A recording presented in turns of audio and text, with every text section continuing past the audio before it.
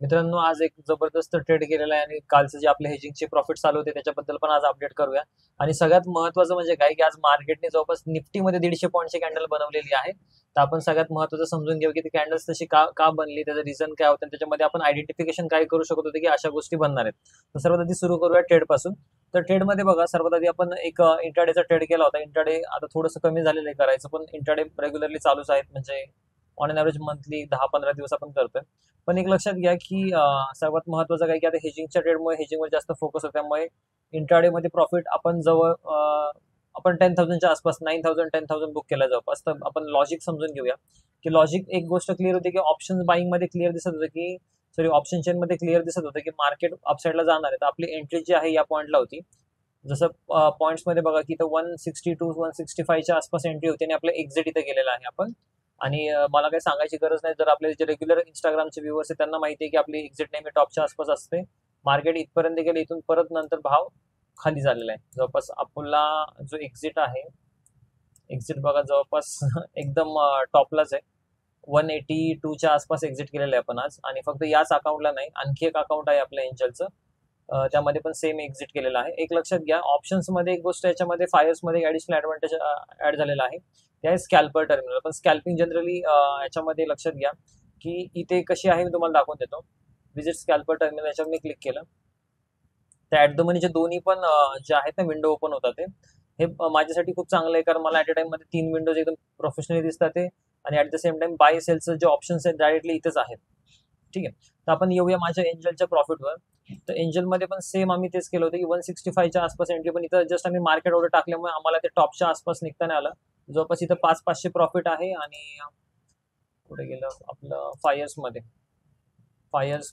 आहे 4,337, म्हणजे जवळपास आहे 9-10 हजारच्या आसपास प्रॉफिट आहे.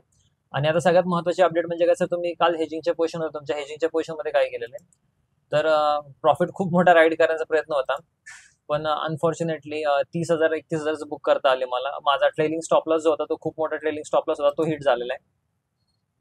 मी दाखवतो तो पण तुम्हाला, की माझा स्टॉप लॉस समवेअर इथे कुठेतरी होता खाली. या पॉईंटचा लास्ट स्विंगला मी खूप लांब स्टॉप लॉस ठेवला होता, ट्रेलिंग स्टॉप लॉस. कारण माझं टार्गेट असं होतं, की मी याच्यामध्ये एक्झिट करेल, तर आता एक्झिट झिरोलाच करेल. 0 पैशांच्या आसपास 5 पैशांच्या आसपासच प्रॉफिट बुक करणार होतो. पण माझं खूप मोठं ट्रेलिंग असेल इथं म्हणजे बुक झाला, स्टॉप लॉस हिट झाला ट्रेलिंग एसएलचा. नेव्हरदलेस काही प्रॉब्लेम नाही. मला आज जवळपास या पोझिशनमध्ये 46,000चा प्रॉफिट दिसत होता आणि जवळपास 8,000 आणखी एक्सपेक्टेड होते, की 8,000 प्रॉफिट मिळेल.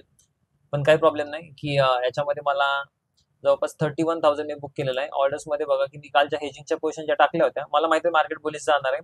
तर मी पहिलं काय केलं, हेजिंगच्या पोझिशन बुक करून टाकल्या होत्या. आणि नंतर मी जो रॅली आली 12 वाजता, या 12 वाजेच्या रॅलीमध्ये मी 34ला बुक केला. अगेन जर मी थोडं आणखी होल्ड केलं असतं किंवा मी ते रॅलीमध्ये स्टॉपलॉस हिट नसतं केला, तर मला जवळपास आज सुद्धा 45-46च्या आसपास प्रॉफिट असतं. पण नेव्हरदलेस आपण चांगला खूप डिसेंट प्रॉफिट रन केलेला आहे. 31,000 हे पण काही कमी नाही होत. आणि सगळ्यात महत्वाचा पार्ट आता आपण याच्यावर येऊया, की नक्की मार्केटने असं का केलं. ही जी एक कॅन्डल आहे, आपण बोलूया त्याच्याबद्दल पण, की ही मार्केटने कॅन्डल का बनवलेली आहे. ठीक आहे, एवढी मोठी कॅन्डल जवळपास आपण त्याला काउंट केलं, तर ही कॅन्डल्स जवळपास आहे 150 पॉईंटची कॅन्डल आहे निफ्टीमध्ये. अनबिलिव्हेबल आहे एक प्रकारे, कारण निफ्टी जनरली 50 पॉईंटच्या वर पण कॅन्डल नाही बनवत. आणि ही कॅन्डल निफ्टीची 150 पॉईंट बनली, याचा आपण रिझन समजून घेऊया.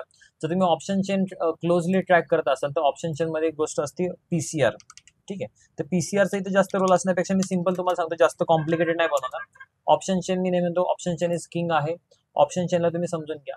ऑप्शन चेन जर तुम्ही व्यवस्थित समजली, तर तुम्हाला याच्यामध्ये समजेल की नक्की पोझिशन एक्झिट कशातच बिल्डअप कशा होतात.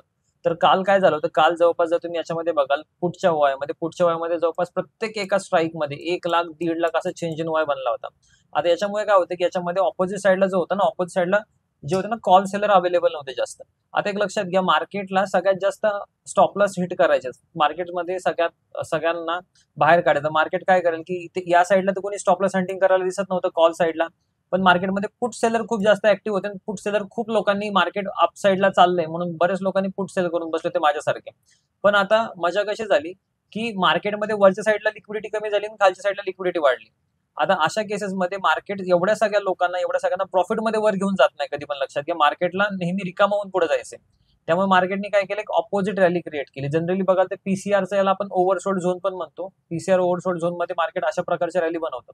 त्यामुळे एक लक्षात घ्या, जर तुम्हाला असं दिसतंय की मार्केटमध्ये खूप जास्त मार्केट ओआय घेऊन वर चाललंय आणि अशा केसेसमध्ये मार्केटमध्ये एक लेवलला येऊन मुवमेंट थांबलेली आहे, म्हणजे आता जसं की या इन्स्टन्समध्ये मार्केट खूप वर गेलं पण मुवमेंट बनवू शकलं नाही या पॉईंटच्या नंतर, आणि त्यानंतर काय होणार आहे, साहजिक की त्या लोकांनी त्यांच्या पोझिशन इथे काय म्हणतो आपण कॉन्सन्ट्रेट केले आणि या पॉईंटला त्या लोकांनी इथे पोझिशन क्रिएट करून मग त्यानंतर एक्झिट झालेले आहेत.